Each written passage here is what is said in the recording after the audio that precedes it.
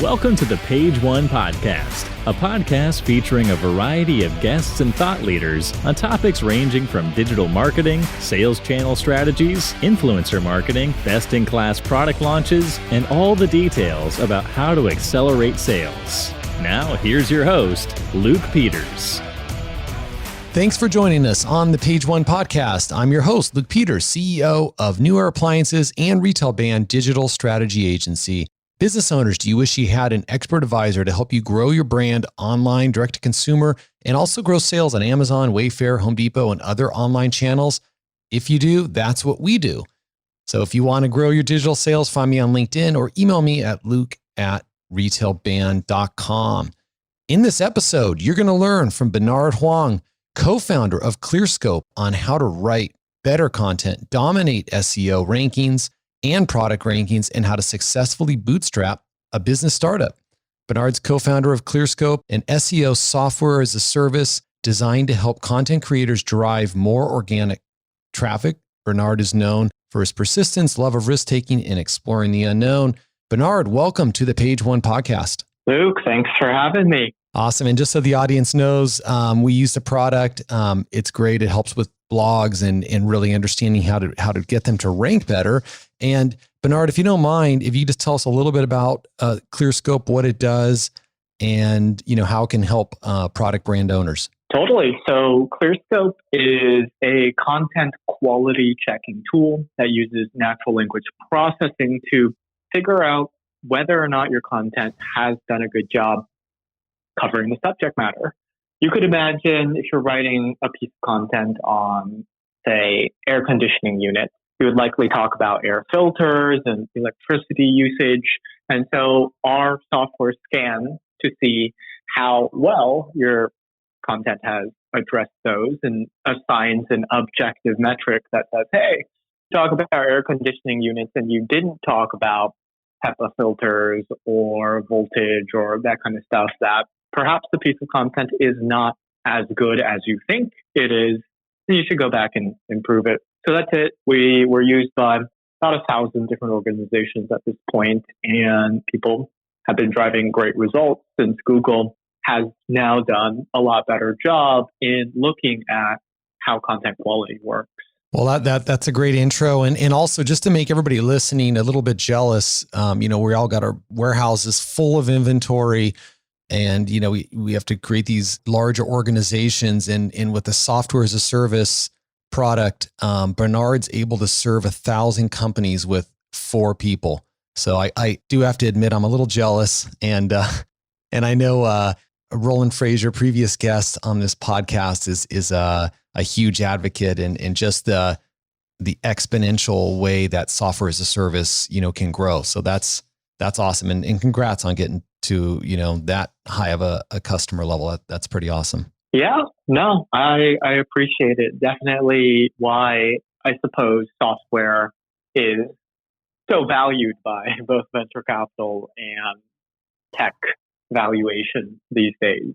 You're able to do quite a bit with quite a little, but at the same time, I think that what the problem is if your barrier to entry is too low, then you can see the market flooded by clones, alternatives, sort of this gold rush that we're actually seeing within our space right now.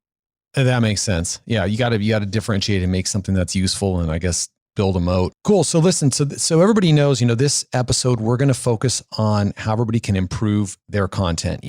Everybody has, as brand owners, and that's who's listening to this podcast, we're creating content and putting it on other people's sites like Home Depot and Amazon and so forth. We're also creating our own websites and our own blogs and our own social media.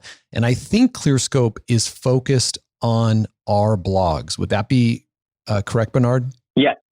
So if you're to think about the direction that search engine optimization is heading, you can imagine that Google ultimately wants to serve a user a piece of content that has the highest likelihood of concluding the search journey. Now, said in a more simple way, if I were to Google refrigerator, Google wants the result number one to have the highest chance that I click on it and never go back to Google and search refrigerator again. So this is why you see ranking shift up and down over the course of many weeks or months or years for particular searches. And at the end of the day, then, at least when it relates to Clearscope, we are focused around the text on the page. Now, in a very simplistic way, you could think that if somebody were searching for refrigerator, the text on the page, the value of that text is going to be slightly different because the user is likely going to care a lot more about user-generated content and product photography and perhaps just brand reputation like that. So Clearscope is going to be less effective because the text on the page is going to be less of what the user wants. Now you could imagine if instead I'm typing into Google how to choose a refrigerator, then we could kind of surmise that the text on the page on a guide of choosing the refrigerator would be way more valuable. So generally speaking, we see Clearscope have a lot bigger impact on search queries that are a little bit more research-based or informational, because what the user wants in that kind of query is more text-dependent than a high-level product category or product listing-related search itself. Yeah, that's actually a great comment. I hope everybody got that, and rewind that if you didn't. But, if you're creating content, focus on that research content. Because just like Bernard said, user intent and aligning that with Google, and you may have a higher chance at ranking, and you're kind of solving a search problem, I guess, for that searcher. Awesome. So that's going to be the focus. We're going to hopefully get a quick tutorial from Bernard, how you all can dominate SEO and product rankings. Why don't we just kind of start off in general terms, Bernard, and how should brand owners think about SEO? Yeah. So brand owners should think about SEO as one of many channels to tackle. I think that when you're going from this consumer packaged good and physical product world to digital, it's pretty easy or overwhelming when you start thinking about the different possibilities that you could get your product into the hands of more consumers. And a lot of the time, people tend to believe that they need to do it all. So the problem that we generally see is that the product owners or product brands are going to look at a piece of content and say, this should be thought leadership. It should be able to go viral on Facebook, or this can then be turned into an Instagram post. And then it should also rank well for search. And I do not think that that is how you should think about SEO. I think you should take a look at SEO and say, okay, if you're introducing a product that has a defined category, search is great for you, right? If you're going to make a more energy efficient, better refrigerator, then absolutely, there's tens of thousands, if not hundreds of thousands of people every month searching for refrigerators. Now, if you're going to create this new thing where you can put it around your head and it's like social distancing, but it's not quite a face mask, you don't even know what category it falls under, then you probably shouldn't think as much about SEO because that's not a defined category yet. So I think the biggest problem is that a lot of people think that content should do it all. And I think that taking a step back and really asking yourself the question, where does my target audience live? And are they performing searches for a particular category that my product can serve it? And that's the best way to think about SEO. Perfect. And I do think, like you said, that's how the people should think. And I think, good CMOs think that way. They understand the paid part. And you brought up a nice nuance, which is, if it's a totally brand new category, that's different than an existing one with a huge search potential. So great example there. Who should be writing the content? So again, brand owners, some of them are sophisticated. They've already got their team set up. Others are still focused on just selling on Amazon and they haven't really built out their D2C yet. So when they do build it out, should they be hiring internally to make that content? Should they be outsourcing? If they should outsource, where can they outsource from? And how do they train a good writer who's outsourced? Yeah. So that's a wonderfully great question. I think there's a lot of different dimensions that you can approach this. In short, I'm going to say it depends. In the longer answer, then what does it depend on? So number one, the stage of your company. Are you pre-product market fit? Are you trying to get something off the ground?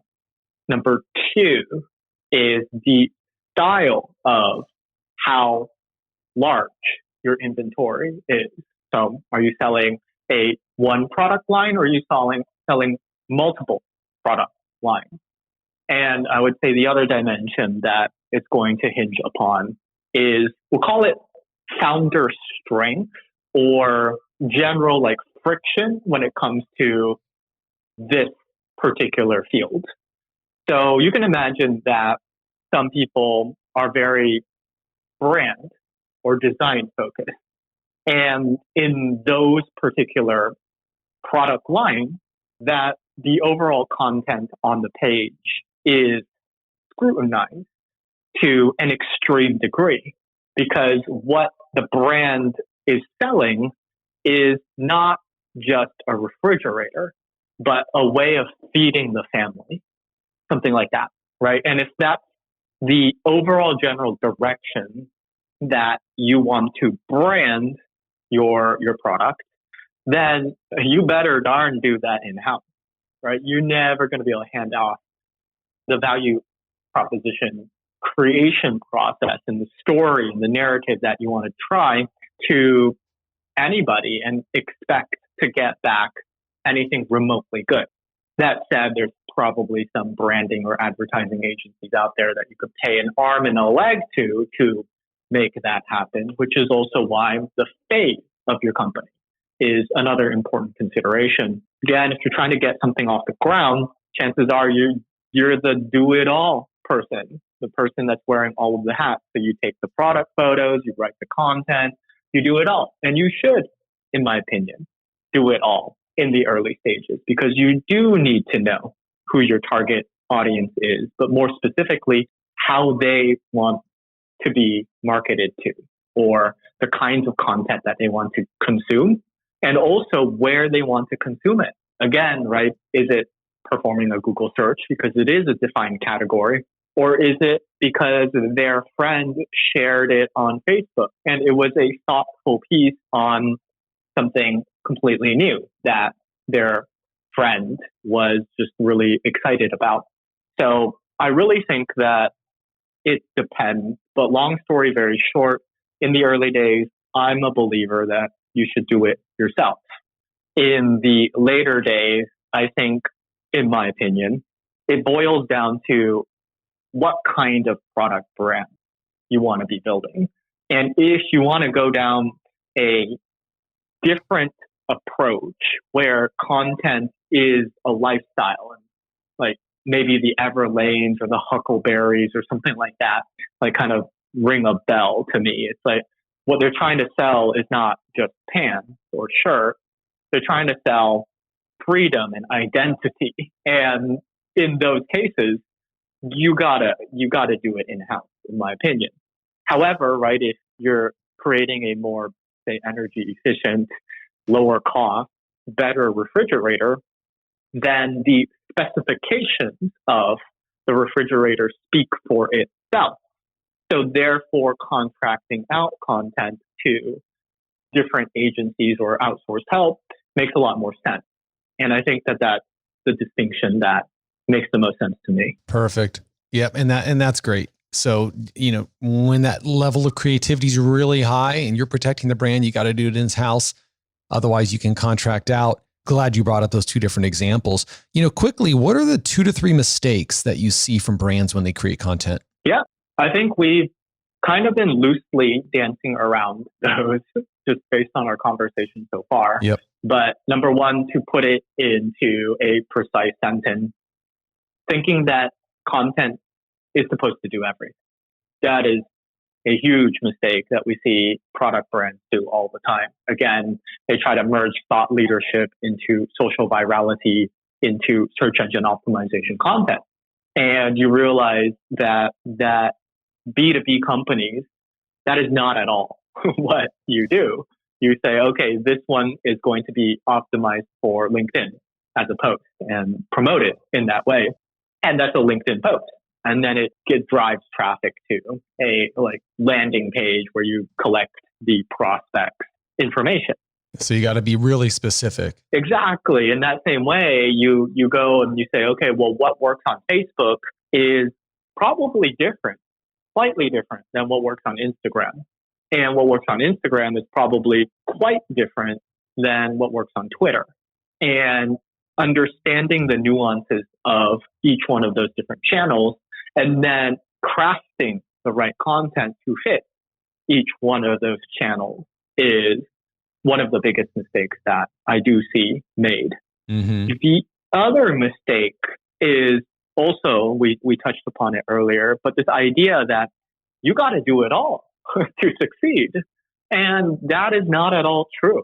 I think what you need to do is to test all of the different channels in a somewhat rigorous, but more qualitative way, and then understand which ones work for you. And then instead of trying to do everything at, say, 5 channels at 20%, understand that one channel is going to be your 80%. And quadrupling down on that one channel is going to be what takes you from 0 to 1 or 1 to 10 in terms of your revenue.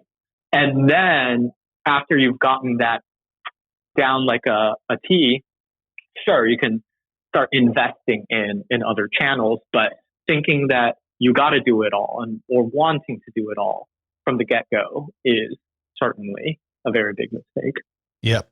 That makes a lot of sense. And I just got to chime in really quick. He said 0 to 1. 0 to 1 by Peter Thiel, the book, amazing book. So for everybody listening, if you guys haven't checked that one out, great concept. And the guy he's really brilliant. Cool. Hey, Bernard. So a lot of these brands that are listening are talking about, maybe, or they're thinking about improving their D2C experience. They're thinking about a blog and they're probably thinking about it directed towards Google.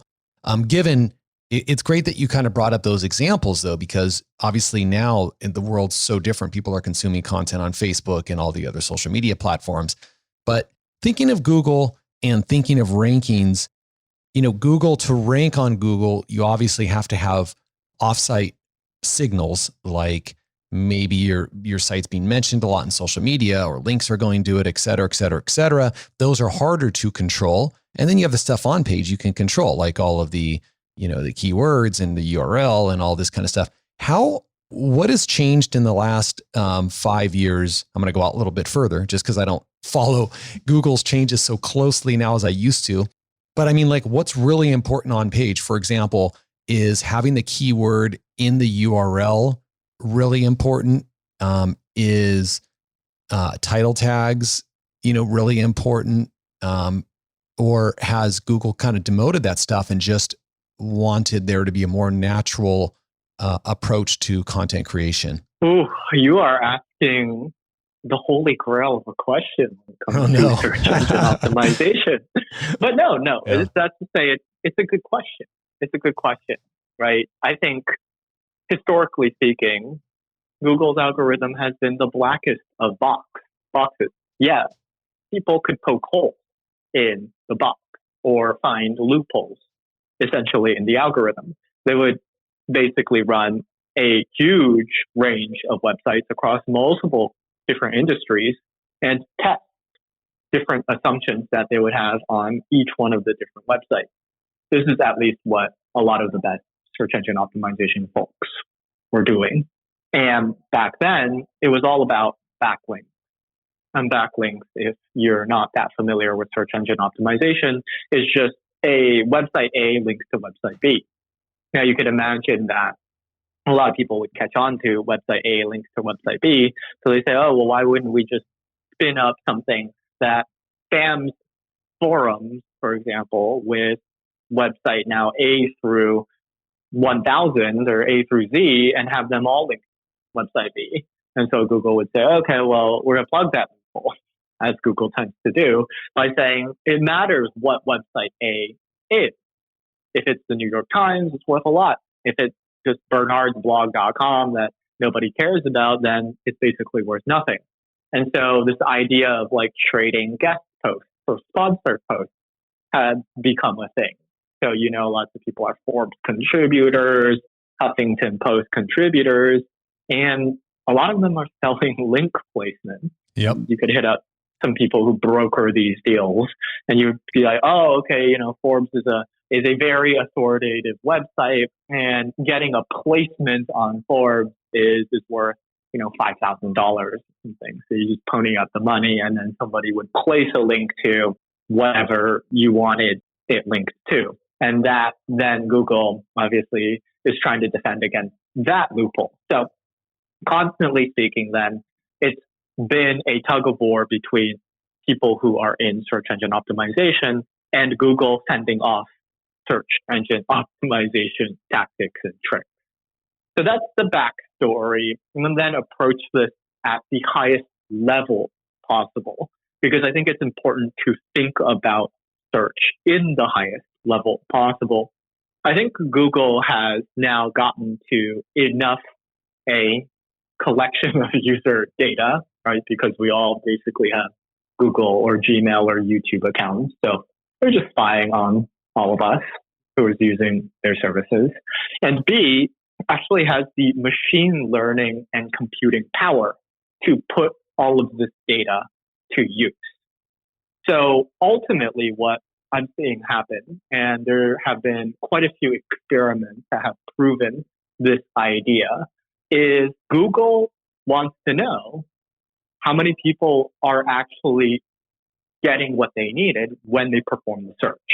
So you can imagine, I do a search for refrigerators, you see Amazon show up as number 1, Home Depot show up as number 2, say New Air shows up as number 3, something like that, right? So Google is going to say, okay, well, what percentage out of this experimental data set that I'm giving this search engine results page to click on Amazon? And then, okay, well, how many of them come back to Google? How many of them then click on Home Depot? How many of those come back to Google and then click on New Air? It's going to have some mathematical equation that figures out, okay, this then as a search engine results page had a 25% chance of giving the user what they needed. The next week, you can imagine Google's going to switch Home Depot and Amazon. New Air is still 3, right? And they'll say, okay, now this, what happened? And if that next week they find out that Home Depot is above Amazon at a 30% conclusion rate, then they're going to say, okay, well, Home Depot is better than Amazon. And that's going to be the new search results moving forward. So that said, right, you're starting to think about search as this idea where what ranks is what does the best job meeting the needs of the searcher. You start delving into this idea of what a search query deserves, right? And you'll see hints of this showing up. If you search for plumbers, guess what? You got a local map. So Google's saying, oh, you want plumbers near you, of course. So that's what we're going to give you. If you search for how to surf, you can get a video. It's going to be like a YouTube video. It's like, here, watch this 3-minute clip on how to surf. Because Google's saying, look, if you wanted to learn how to surf, a video is going to do a much better job. So that's to say that SEO then falls under this like classification of what does the search query deserve? And for product brands, a lot of it is going to come down to product photography, brand recognition, user-generated reviews and photos. And a lot less of it is going to be, did you select the right keywords? Did you use them in your URL? Obviously, if you didn't use them in at least your title tag, then you would have no chance, not no chance, but you would have a lot harder chance to show up But at the end of the day, you can stick all of the keywords in your title tag and URL. But if you didn't produce the right on-page experience to match what the intent of the user was, then you would also have a really hard chance. So I guess that's my long-winded way of saying it really does depend. But for product brands, it's going to skew toward unique product photography, user-generated content. You know, the FAQs thing that shows up on Amazon, that one seems to be really useful as well, because people will be like, oh, can I use, a 7-volt battery or something? And people will be like, no, you cannot do that. So, okay, well then that won't work for my system or whatever. So, yeah. I mean, that's a really thoughtful answer. And I hope everybody followed that all the way through, because you gave a quick history of SEO and how people try to scam it. And look, in the beginning, those were all the people I was hanging out with. It was actually a lot of fun. You're trying to, it's kind of like you're behind the scenes trying to figure out how you can rank better. And then some of your sites all of a sudden get banned, and then you got to get them unbanned. And it was actually a really, really fun time. The early 2000s, all the way through, say, 2010 or 12. But it was a really fun time in internet history. And then Google got a lot smarter, and you go through that. But the bottom line is, we got to make content that is great for the user, because that's what Google wants. They want that great user experience. And I actually really like your answer, because you brought up the fact that, hey, get that great photography going, get that user generated content, which often can be users with amazing photography from Instagram or whatever, influencer marketers, that you can then utilize in your content and, your brand and review. So I think that's actually really smart. So instead of, what is going to be the recipe, and this is kind of the purpose of this podcast today and this discussion, everybody that's listening, the recipe is that, make something that's great so the user doesn't bounce, and track your bounce rates, because bounce rates are going to really hurt your signals back to Google if people are going to your page and they're just bouncing. Of course, you can track all of that in Google Analytics. So cool. Is there a quick story you can share? Just something quick where you saw a client, really grow their traffic, from a small level to a high level, and just, maybe share how they did that? Sure. Yeah. So we had a content agency, actually, in the early days. And they were one of our first customers, actually, at Clearscope. The agency would be called Growth Machine. And Growth Machine, at the time, actually did a whole lot of the SEO content work for brands like Perfect Keto, the Keto Movement, Kettle and Fire, the Bone Broth Movement. And they were just really good at e-commerce-based SEO.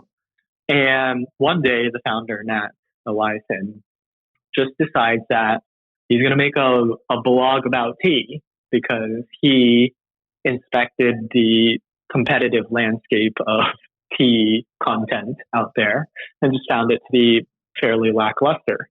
And so he goes from 0 monthly search traffic from Google to 150,000 hits per month in organic traffic in 8 months. Wow, that's huge. And what he did was he just simply focused on, again, the fundamentals, right? So the content ecosystem of tea, when he entered, was fairly nascent, right? People just didn't really put that much effort into it. And he would go around creating a lot of the listicle stuff that you see, right? Best green teas, best oolong teas, how to steep your tea, all of that stuff. And then he attached an e-commerce on top of his now very successful tea blog. So, right back to some of the earlier concepts that we were talking about, he thought about it SEO first. He says, there's a lot of people who are searching for tea.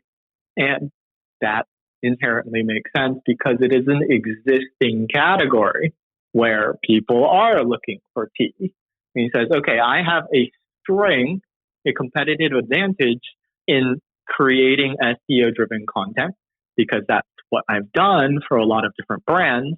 So why don't I just do that for myself?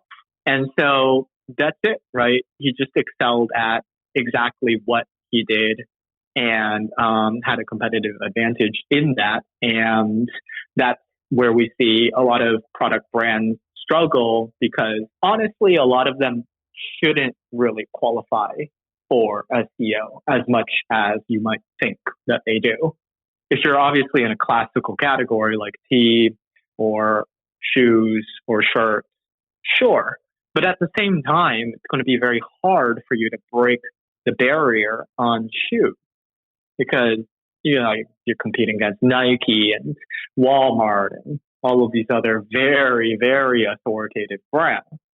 So his idea was to find a niche that was uncompetitive because when you actually searched for tea back then, there wasn't a Walmart of tea. I mean, these days there's more of like David teas and that kind of stuff. But honestly, if you look around in the tea industry, it's still kind of fairly janky, if you will. And so that was it, just an underserved niche that was actually purely SEO focused.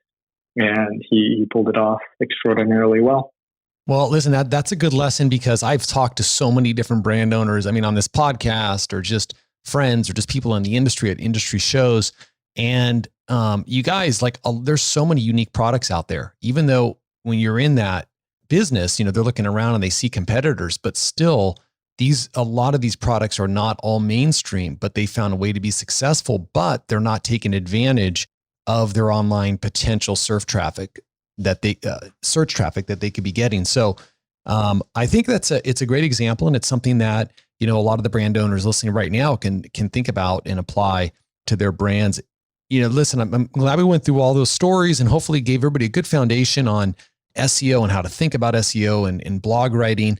And Bernard, I just want to quickly finish, just because we definitely have a range of listeners, but you bootstrapped your business, you've kept it lean, you guys are super successful and continue to grow. What advice would you give young entrepreneurs on how they should bootstrap and also whether they should take on investors or not? Ooh, yeah, that's a very challenging question for sure.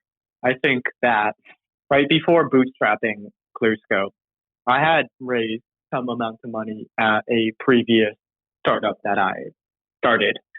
And honestly, right, it didn't go anywhere, but I got to learn on somebody else's dime by raising that money. Now, fast forward 5 years from then, we launched Clearscope, and then fast forward another 4 years from then, we're doing well.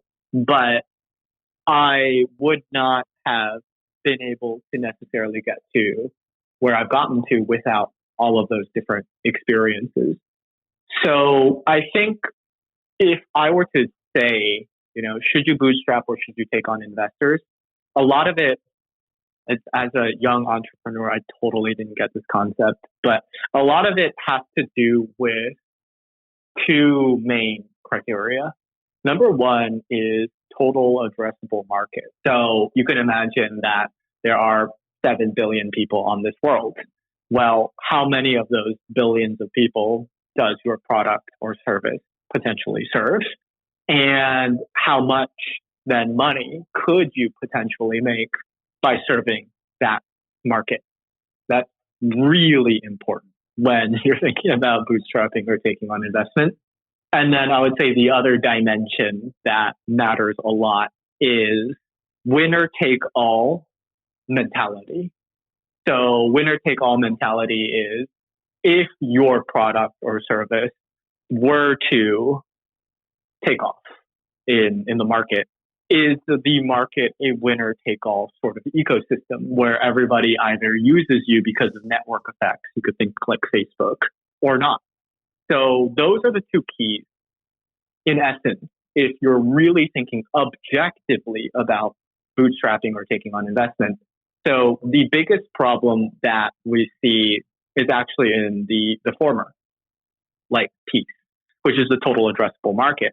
A lot of people will go and they'll raise money and they'll say, okay, all right, I've raised $10 million, $15 million, and I'm going to go and make a $1 billion business because that's what investors typically want you to do. But the problem is if you've raised $15 million and you've sold, say, like 80% of your company at that point, and your total addressable market is really only 50 million, well, you basically just sold the entire cow and then some, right? And so there was this misjudgment, both on the investor's part, to be fair, but also on your part, of thinking that there was more pie to be had. And when you sold them a huge chunk of your business, you actually end up walking away sometimes with absolutely nothing. And so a lot of people get disillusioned because investors, at least in the last, like, I'd say 5 to 10 years, have been kind of greedy, right? And they've just been like, no, I mean, you can't, this is a $10 billion company or, whatever. And encouraging the founders and entrepreneurs to take wild swings for epic unicorn home run kind of stuff. And I think that the recent couple of years, like the WeWork sort of debacle, and you can see Uber's like market cap was not nearly as high as investors thought that it would be, at least for now, that you kind of get a little bit like slapped on the butt for taking on so much money.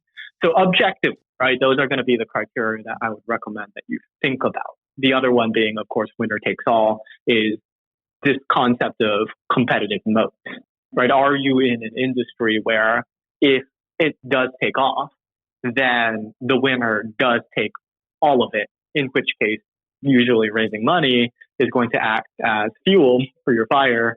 And the more that you can raise, you block out then your competitors from taking your fuel from the fire.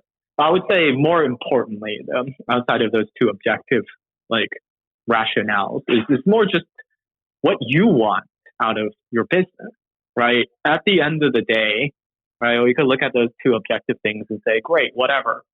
But really, startup is challenging, right? There's a reason why, 95% of all startups fail for all kinds of different reasons. But I would say, based on my experience just working with a lot of different founders and talking with a lot of founders, it's oftentimes morale and motivation.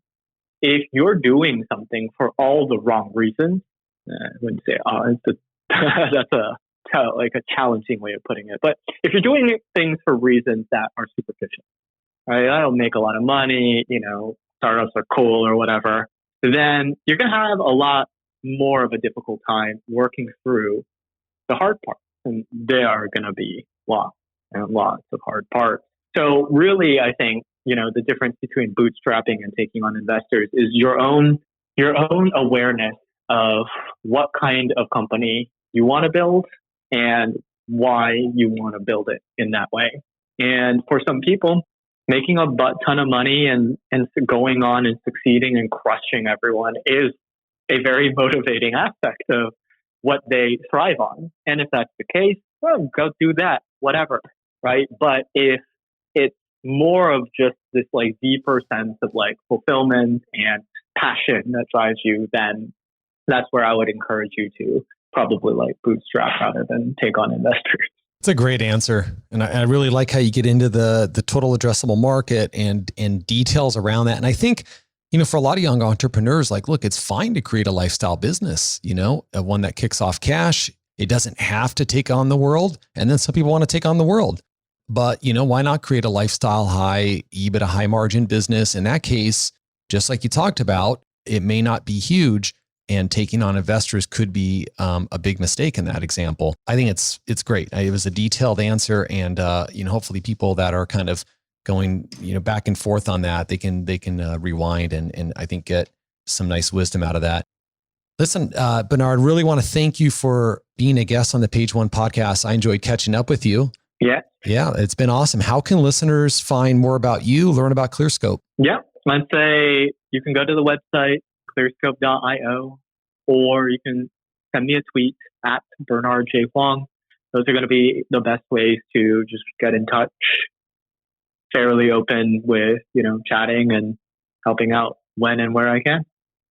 Yeah, and I can just tell you guys firsthand, Bernard, he's like the nicest guy in the world. So if you need this product, he's a great guy to talk to, and he can show you how to use it and really, give you a boost on your blogs.